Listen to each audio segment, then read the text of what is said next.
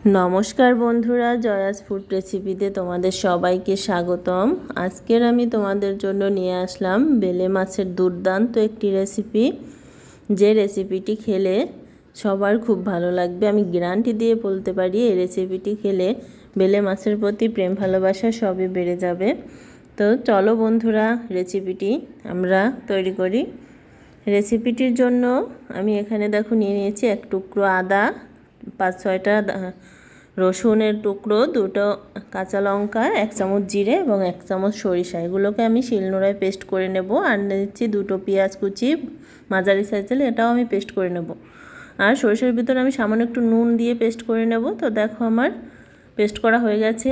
আর এখানে আমি half KG বেলে মাছ নিয়েছি, এটাকে আমি 1 চামচ নুন এবং 1 চামচ হলুদ দিয়ে মাখিয়ে রেখেছি। নিয়েছি 2টা বেগুন এবং নিয়েছি 2টা মাঝারি সাইজের আলু। পেঁয়াজটাকে আমি থেতলো করে বেটে নিয়েছি, আধা বাটা করে। আর এই দেখো আমি রান্নার জন্য একটা কড়াই গরম করে নিয়েছি। কড়াইতে দিয়ে দিলাম 2 চামচ মতো সর্ষের তেল, এখানে রান্নার যে কোনো তেল ব্যবহার করলেই হবে। আর দিয়ে দিয়েছি 1 চামচ গোটা জিরে ফোড়নের জন্য, দিয়েছি 2টো তেজপাতা মাঝখান থেকে ফেড়ে নিয়েছি। আর বাটা মশলাগুলো আমি দেখো দিয়ে দিয়েছি। আর সরিষার ভিতর কাঁচা লঙ্কা নুন দিলে সরিষা বাটা কখনো দিতে হয় না, সেই জন্য আমি মশলা বাটার সময় নুন এবং কাঁচা লঙ্কা দিয়েছিলাম। মশলাটাকে 1-2 মিনিট কষিয়ে নিয়ে আমি এখানে দিয়ে দিলাম সামান্য একটু জলটা দিয়ে এটাকে ভালো করে কষিয়ে নেব। তো জলটা ফুটে আসলে আমি এর ভিতর দিয়ে দিলাম পরিমাণ মতো নুনটা যে যা স্বাদ মতো নেবে। আমি এখানে 1 চামচ নুন নিয়েছি 1 চামচ হলুদের গুঁড়ো, আর নেব শুকনো লঙ্কার গুঁড়ো 1.5 চামচ মতো। এটাকে নেড়ে চেড়ে দেবো। এখানে আরও ব্যবহার করব আমি মশলা, ধনিয়া গুঁড়ো 1 চামচ মতো নিয়েছি। সবগুলো মশলাকে আমি কষিয়ে নেব তেলটা ভেসে আসা পর্যন্ত। তো দেখো তেলটা ভেসে এসেছে। তো এখন আমি এখানে প্রথমে মাছটাকে কষিয়ে নেব। মাছটা কিন্তু আমি ফ্রাই করে নিই, একবারে কাঁচা মাছ রান্না করছি। আসল স্বাদ পেতে হলে কিন্তু এভাবেই রান্না করতে হবে, ভাজা যাবে না। তো এটাকে একটু প্রথমে ভালো করে নেড়ে মশলার সঙ্গে মিশিয়ে নিয়েছি।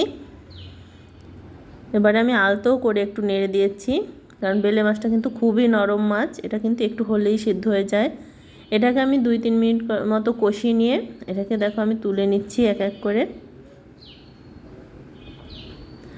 সবগুলো মাছ তুলে নিলাম। তুলে নেওয়ার পর আমি ওই একই মশলার ভিতরে আবার দেখো চলে আসলাম, দিয়ে দিলাম সেই আলু টুকরোগুলো দিয়ে মশলার সঙ্গে ভালো করে আবার মিশিয়ে নিচ্ছি। মশলার সঙ্গে মেশানো হয়ে গেলে এখানে আমি আবার হাফ কাপ মতো জল দিয়ে দেব, কারণ আলুটাকে সেদ্ধ করে নিতে হবে। কারণ বেলে মাছ তো সেদ্ধ হয়ে গেছে অলরেডি, আর বেগুন সেদ্ধ হতেও কিন্তু সময় লাগে না, তাই আলুটাকে আমি আগে থেকেই সিদ্ধ করে নিচ্ছি। তো 5-6 মিনিট পরে আমি ফিরে আসলাম। আলুটাকে ঢাকা দিয়ে রেখেছিলাম 5-6 মিনিটের মতো। তো দেখো জলটাও টেনে গেছে, আর দেখো আলুটাও সেদ্ধ হয়ে গেছে, তেলটা ভেসে এসেছে। এবারে আমি এর ভিতরে দিয়ে দেব সেই বেগুনগুলোকে দিয়ে আমি আর ঢাকাবো না। এটাকে এভাবে আরও 3 মিনিটের মতো কষিয়ে নেব, একবারে লো আছে ভালো করে কষিয়ে একদম জল সব টেনে গেলে, এক্সট্রা কোনো জল যখন থাকবে না তখন আমি এর ভিতরে দিয়ে দেব রান্নার জন্য জলটাও কিন্তু বুঝে দিতে হবে, কারণ যেহেতু সব কিছুই এখন প্রায় সিদ্ধ হয়ে গেছে, সেহেতু জালটা কিন্তু বেশি লাগবে না। বেশি জাল হলে কিন্তু মাছও ভেঙে যাবে এবং বেগুনটাও বেশি গলে গেলে কিন্তু ভালো লাগবে না। মাছের ঝোলটা উতলে আসার পরে দেখো আমি মাছগুলোকে দিয়ে দিলাম। মাছগুলোকে কিন্তু খুবই সাবধানে নাড়াতে হবে, তা না হলে কিন্তু মাছগুলো আস্ত থাকবে না। মাছটা দেওয়ার পরে দেখো ফুটে এসেছে তরকারিটা।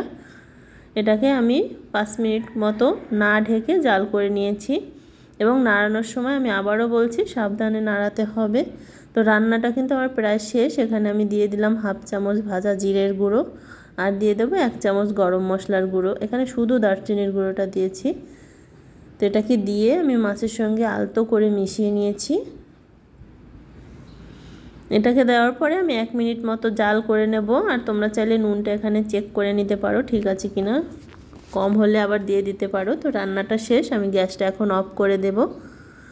অফ করে দিয়ে ঢেলে নেব। দেখো ঢেলে নিয়েছি, দেখেই বোঝা যাচ্ছে যে রান্নাটা কতটা লোভনীয় হয়েছে।